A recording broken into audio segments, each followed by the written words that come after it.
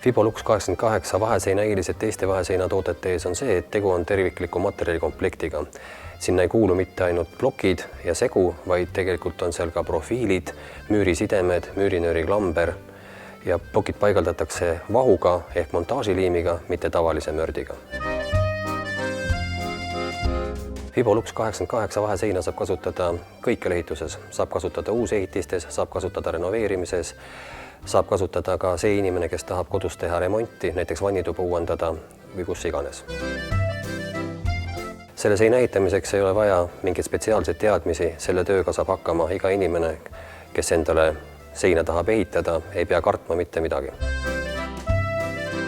Fibolux 88 vaheseina plokkidest võib ehitada kuni 3,5 meetrise seina. Keskmiselt läheb 1 ruutmeetri seina ehitamiseks aega kuskil 20 minutit. Ehitusprotsess koosneb seina maha märkimisest, profiilide paigaldamisest, plokkide paika tõstmisest ja plokkide kokkuliimimisest.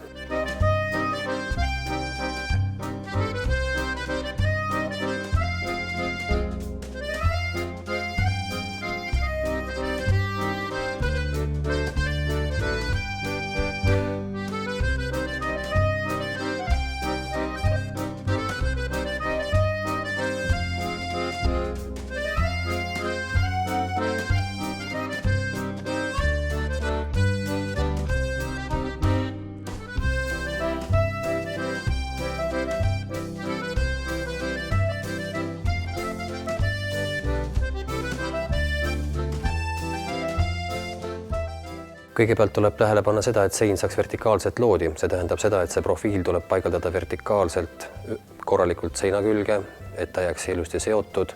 Müürisidemed tuleb panna iga meetri peale ühe sideme, mis on ka profiiliga alati kaasas. Liimitamad pinnad peavad olema alati puhtad, et see montaažiliim saaks korralikult nakkuda.